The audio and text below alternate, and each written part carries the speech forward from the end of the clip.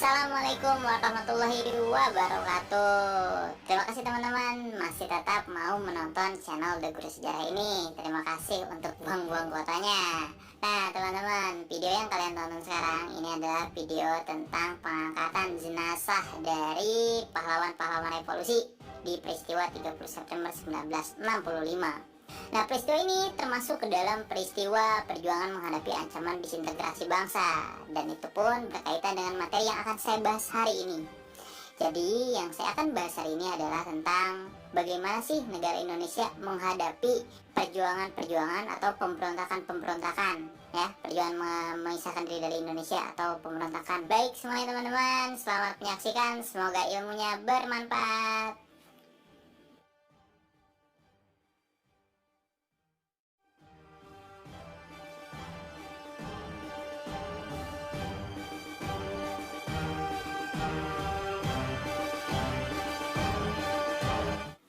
Oke, kita mulai ya pelajarannya. Nih, judulnya adalah tentang perjuangan menghadapi ancaman disintegrasi bangsa. Nah, ada tiga nih perjuangannya, kebagi tiga. Pertama adalah perjuangan melawan separatisme yang karena ideologi. Yang kedua adalah kita melawan separatisme karena kepentingan. Dan yang ketiga ada separatisme karena sistem pemerintahan. Nah, ini ada tiga ya. Nah, kemudian setiap bagian itu kebagi-bagi lagi. Nah, yang pertama, separatisme karena ideologi. Separatisme karena ideologi di Indonesia pernah terjadi sebanyak 3 kali.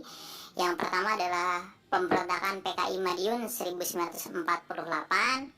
Kedua ada lagi pemberontakan DITII atau pemberontakan DITI ya, Darul Islam Tentara Islam Indonesia. Kemudian yang ketiga adalah peristiwa 30 September 1965.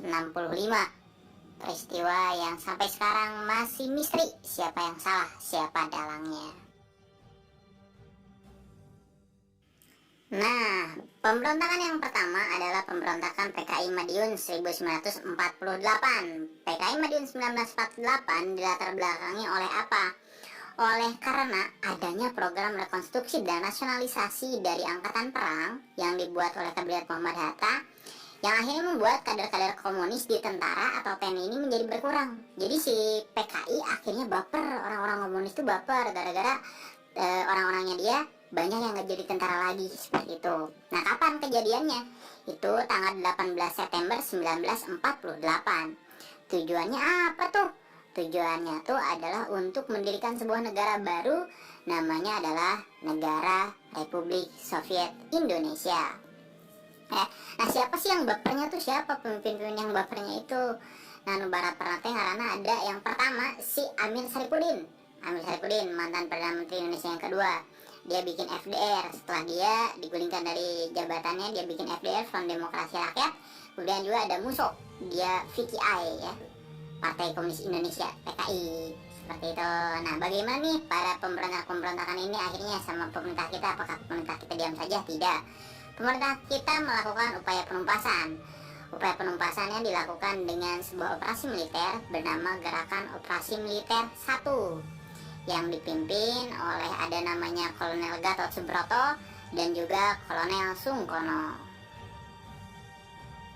Nah, selanjutnya kita akan bahas mengenai Darul Islam Tentara Islam Indonesia atau yang dikenal juga dengan DITI atau juga yang dikenal dengan nama Negara Islam Indonesia.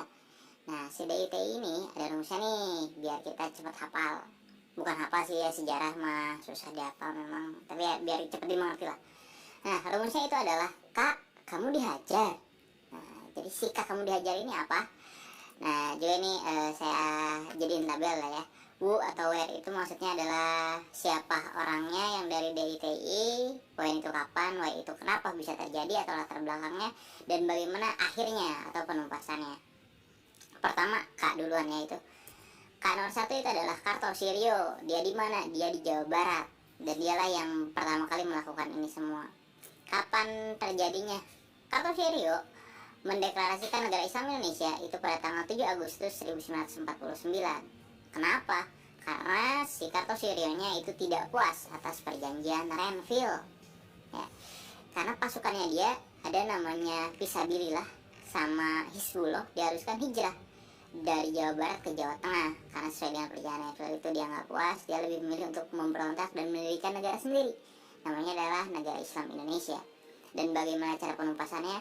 Itu ditumpas oleh operasi militer bernama Baratayuda dan juga taktiknya adalah taktik pagar betis, dan akhirnya Kartosuryo tertangkap dan dieksekusi mati di Pulau Ubi, salah satu pulau di Kepulauan Seribu. Selanjutnya nomor 2 ada Amir Patah di Jawa Tengah. Amir Patah di Jawa Tengah, dia melakukan aksinya pada tanggal 23 Agustus 1949. Gara-gara apa ya? Dia sama saja, dia punya ideologi yang sama, yaitu ingin mendirikan negara Islam antara Amir dan Kartosuryo gitu kan. Nah kemudian si Amir Patah ini juga dia punya geng namanya Merapi Merbabu Kompleks. Selanjutnya bagaimana ditumpas si Amir Patah ini? Ditumpas dengan cara operasi militer bernama Gerakan Benteng Negara. Itu Amir Patah. Nah kemudian setelah Amir Patah ada kamu itu bukan bukan kamu S13 ya, tapi kamunya Kahar Muzakar dari Makassar.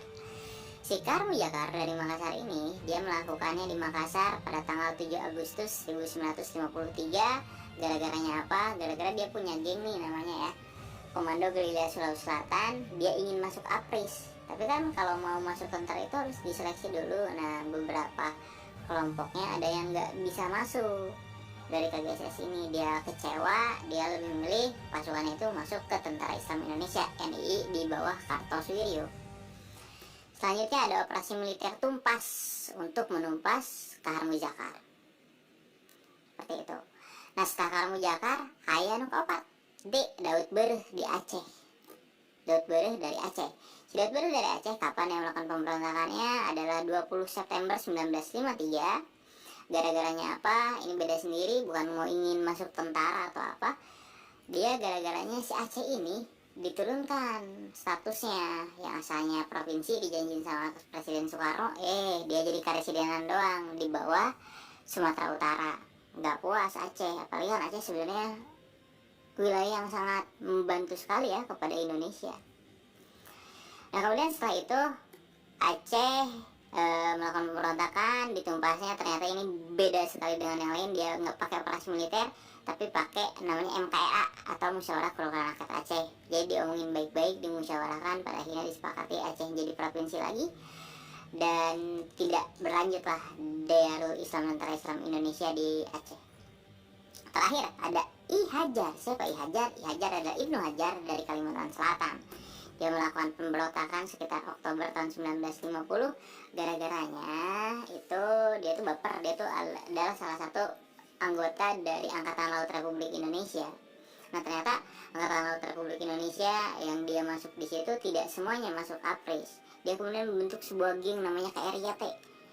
Gengnya tuh ya sangat baper sekali ya, namanya aja KRYT. Baper banget. Emang apa KRYT artinya? KRYT itu artinya adalah Kesatuan Rakyat yang Tertindas. KRYT itu artinya, sedih banget KRYT ya. Nah kemudian si Kesatuan Rakyat yang Tertindas ini membuat onar di Kalimantan Selatan dan akhirnya dibasmi oleh operasi militer akhirnya yang dilakukan pada Juli 1963. Dan akhirnya setelah itu semua Darul Islam Tentara Islam Indonesia berhasil ditumpas sama pemerintah kita. Dan ya walaupun masih ada sel-selnya ya, kecil-kecilnya, tapi ya terakhir kemarin di awal bulan Agustus 2019 orang DITI pada menyerahkan diri semua dan disumpah oleh Wiranto ya, menteri kita.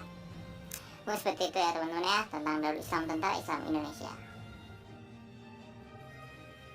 Oke, selanjutnya setelah pemberontakan di ITII ada peristiwa 30 September 1965. Peristiwa 30 September 1965 sejatinya sampai sekarang tuh masih jadi sebuah misteri. Sampai saat ini tuh masih menjadi tanda tanya dan dianggap sebagai konspirasi. Siapakah yang salah, siapakah dalangnya, belum jelas sampai sekarang. Nah karena belum jelas, saya pun tidak mau membahas lebih dalam ya mengenai siapa latar belakangnya, bagaimana dan lain sebagainya. Saya hanya ngasih aja nih siapa saja nih yang dikatakan sebagai dalang dari peristiwa ini, peristiwa pembunuhan jenderal-jenderal ini. Nah ini adalah beberapa versinya ya. Pertama kata Nugroho Susanto dan Ismail Saleh, yang salah adalah PKI. Kemudian ada CIA katanya yang salah nih menurut Peter Dale Scott. Kemudian juga yang ketiga ada adanya konflik angkatan darat menurut Benedict Anderson dan Luc Macapay. Kemudian yang keempat, yang salah itu Soekarno katanya, kata Anthony Dec dan Jean Hoes. Kemudian yang kelima, ada yang salahnya Soeharto kalau kata Kolonel Abdul Latif.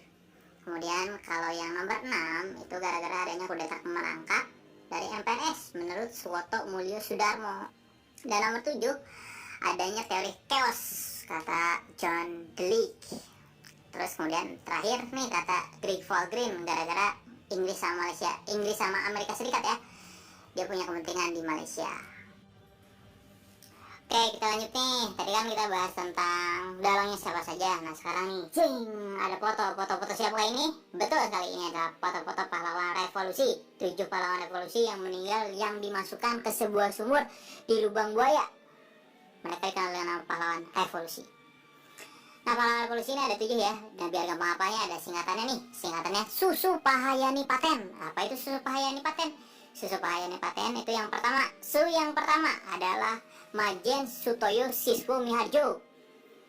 Kemudian setelah Majen Sutoyo Siswo Miharjo, ada yang kedua. Yang kedua adalah Letjen Suprapto. Kemudian yang ketiga ada Pak. Siapa? Ada yang bisa tebak? Mantap sekali, Pak itu adalah Letjen S. Parman. Keren-keren dah, pintar-pintar dah. Seneng dah kalau bisa jawab-jawab gini. Kemudian H-nya siapa? Adalah Letjen M.T. Haryono.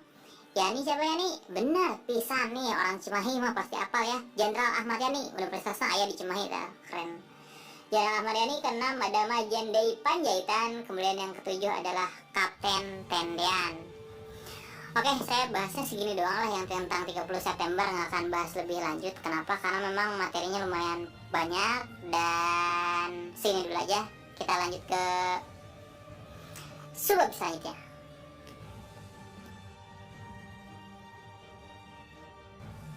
Nah, kemudian ini kita bahas tentang separatis karena kepentingan. Jadi ada gerakan-gerakan separatis nih gara-gara adanya kepentingan-kepentingan dari segelintir pihak. Apaan aja nih? Yang pertama adalah separatis karena kepentingan. Itu adalah gerakan atau pemberontakan yang dinamai APRA, Angkatan Perang Ratu Adil. Kemudian setelah APRA ada yang kedua nih, adalah pemberontakan dari Andi Ajis. Dan yang terakhir, yang ketiga ada RMS, Republik Maluku Selatan.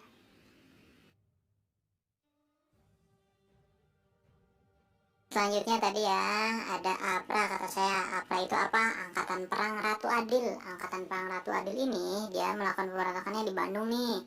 Dilatar belakangi oleh gara-gara kan ada orang Indonesia tuh percaya nih ya, gampang percaya sama ramalan.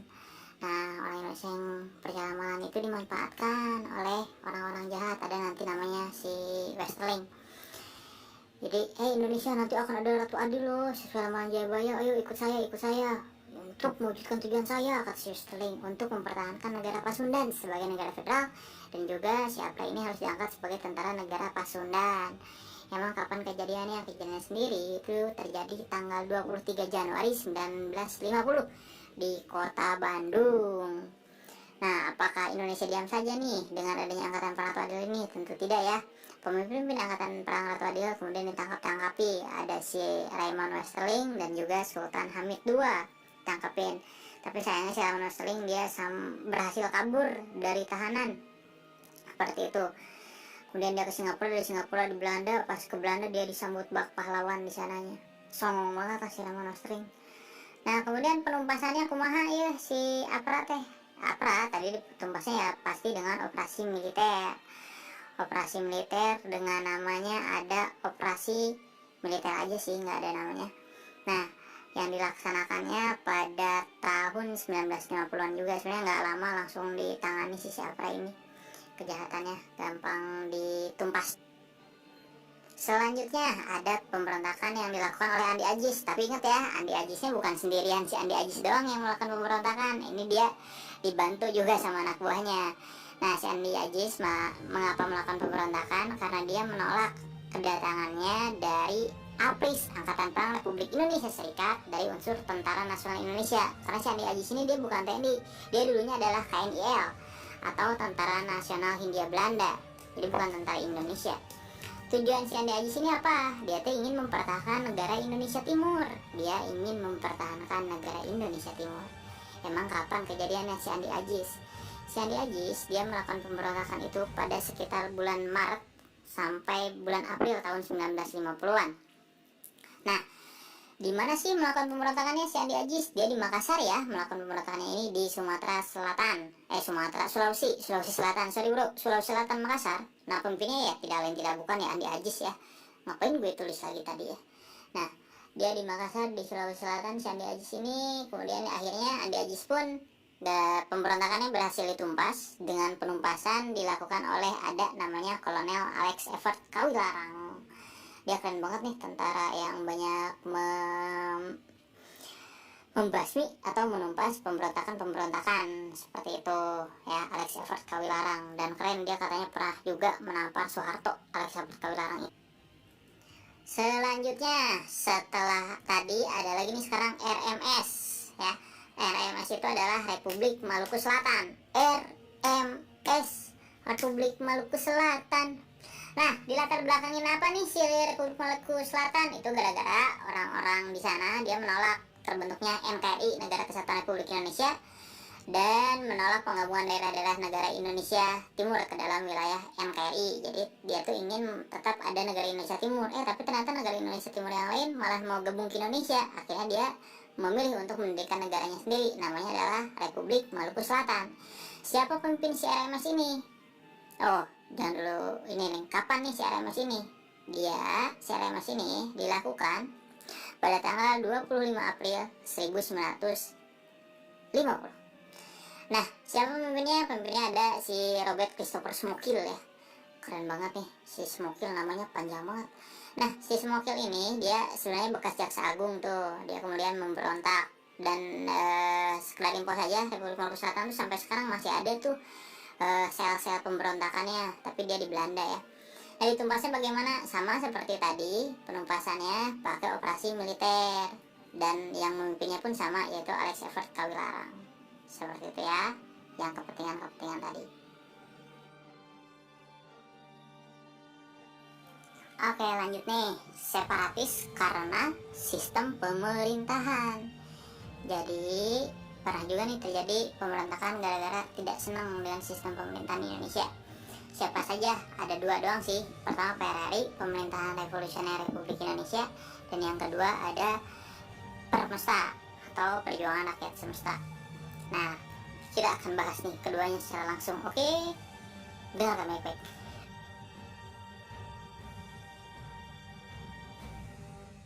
Kayak terakhir ada nih namanya PRRI Permesta, Pemerintahan Revolusioner Republik Indonesia, dan juga Perjuangan Rakyat Semesta atau Permesta. Nah, dua-duanya ini dilatar belakangi oleh satu hal yang sama, yaitu ketidakpuasan daerah-daerah di luar Jawa ya, di Sumatera dan Sulawesi terhadap alokasi biaya pembangunan dari pemerintahan pusat. Maksudnya jadi intinya mereka tuh adanya kesel gitu, ada kesenjangan pembangunan antara pusat dan juga daerah gitu, antara Jawa dan luar Jawa. Kalau PRRI terjadi tanggal 15 Februari 1958 oleh Letkol Ahmad Hussein dengan 10 prawira negara sebagai Perdana Menterinya di Sumatera Barat.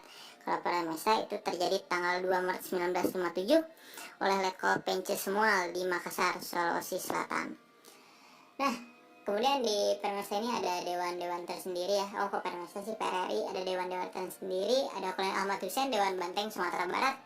Kemudian ada Kolonel Malaudin Simbolon, Dewan Gajah di Medan. Kemudian ada Letkol Pence Samuel, Dewan Manguni di Manado. Terakhir ada Letkol Balian, Dewan Garuda di Sumatera Selatan. Nah, ada yang lucu nih di di PRRI Permesta ini. Ternyata PRRI dan Permesta itu, Permestanya saja sih dibantu sama Amerika. Ada pilot Amerika yang ketangkap namanya Alan Pope. Nah, penumpasannya bagaimana?